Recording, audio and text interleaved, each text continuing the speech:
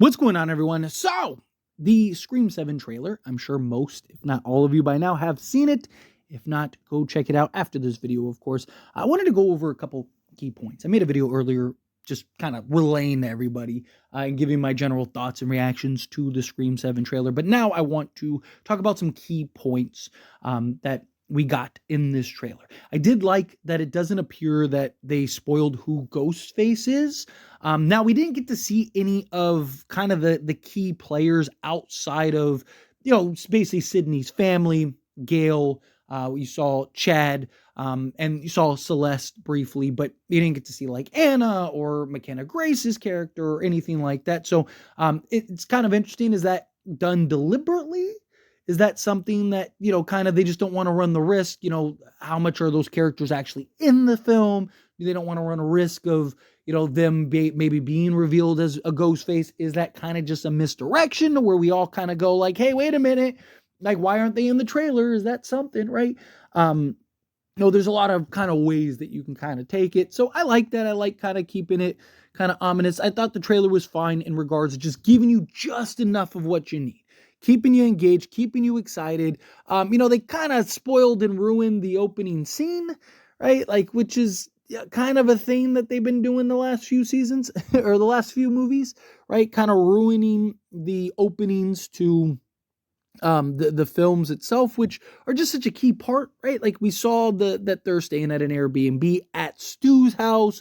Ghostface ends up showing up. They kind of get spooked by animatronic, and then ultimately end up meeting their demise by Ghostface. Ghostface ends up having the female character fall right onto the blade, or at least that's what it appears like. And then Ghostface lights the house on fire and burns it down, and he even says that he's gonna burn it all down, right? Like that's the whole thing. It also appears that it's somebody that's connected to the past, right? Because there's some key things that are said by Ghostface to Sidney Prescott. So I think that that's very interesting. A lot of people think it's a particular Ghostface. We'll touch on that here in a moment. I do like that you get to see that Sidney is prepared, right? Like she has kind of like an escape route built into the walls of the home. You see Ghostface kind of stabbing through the walls as they are trying to escape and get out. Like I said, Sydney, you got to imagine, is prepared. She gets the phone call and she's like, oh, it's somebody just hiding behind caller ID, whatever, right? And then, Ghostface is like, I'm not hiding this time. And, I'm sure Sydney gets all kinds of prank calls and prank phone calls and, people discover her number or whatever. And, so I'm sure she's kind of, it kind of reminded me of Scream 2, where she gets the phone call and checks caller ID and stuff and then realizes like, oh, okay. Like that's kind of what that scene reminded me of. And then reality sets in. They're like, oh, wait a minute. No, this is real, right? Like this is happening. And now I got to protect my family and keep my family safe. You see Mark, her husband, put in a compromised position where it looks like he's suffocating. We'll see, do they actually kill him, or are they actually is he gonna make it out alive? You see Tatum and that scene that seems to be Sydney kind of viewing on a monitor.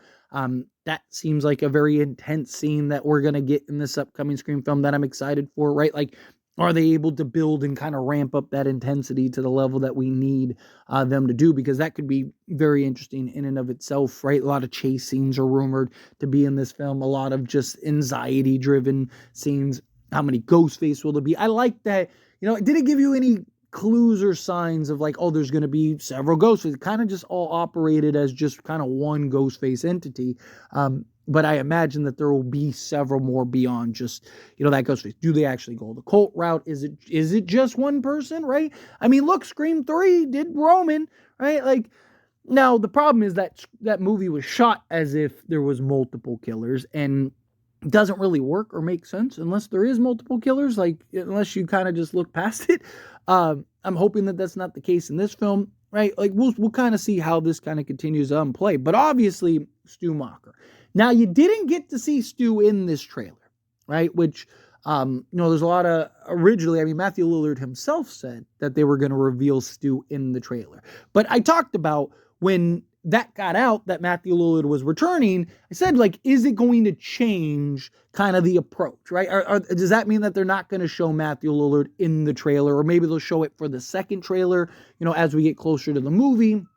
But, like Matthew Lillard said, the original plan, the original idea was to reveal Stu in this movie, in the trailer, that was going to be a big shock and surprise for everybody. But then it got out and they released it. And then, so, obviously it seems like they kind of changed course. However, you do get to see Stu's house burn down, which kind of gives you a sign.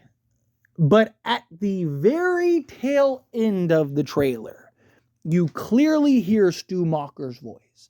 And I listened to it several times just to make sure it wasn't something else. Because Ghostface just sounds different, period, in this film. Right? Obviously, it just older, right? So I it very well could be the case. But, it's very interesting, those little subtleties. Is that a sign? I mean, the problem is like there's so many different kind of directions that you can go, right? Is it as simple as Roger L. Jackson's just getting older now, so his voice isn't what it used to be? Is it purposeful? Do they tie that into the actual movie? Like, there's so many things that you could kind of take that from, but you clearly hear Stu's voice at the end. Now, is it AI? Is it really Stu?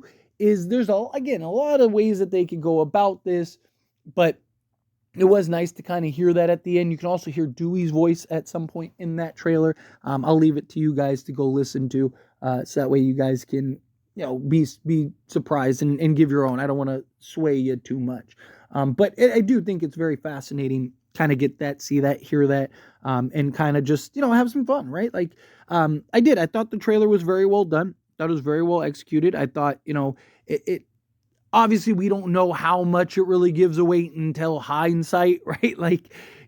But Scream 6 did a good job of not really giving away too much of the meat and potatoes. I would have liked them maybe not to show so much of the opening scene, but it depends on what they do, how expansive it is, right? But I just felt like you basically got the meat and potatoes of that. You kind of know how that's going to play out.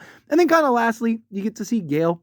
Right, Gale talks about, how let's take this guy down, and you see Chad sitting in the car, and so that confirms those rumors that Chad and Mindy would be working with Gale, and that's how they get involved. That Gale kind of gets them involved. You do get to see Celeste briefly, but for the most part, it is just kind of Sydney and her family, and kind of the chaos that they have to go through in that. So I'm excited. I'm really looking forward to it. Hopefully, we kind of continue to get some details, but we'll see how this all plays out. But anyway, as always, this is a discussion. I pass question you. Let me know your thoughts and opinions down in the comments. What do you think? How do you feel? What are your thoughts? What did you make of the trailer? Did you love it? Did you hate it? You kind of mixed in the middle? I'd love to know either way. That being said, if you haven't liked this video, hit that like button. Helps me out. It's me enjoy these types of videos, and I truly appreciate it. Not subscribe channel. What are you doing?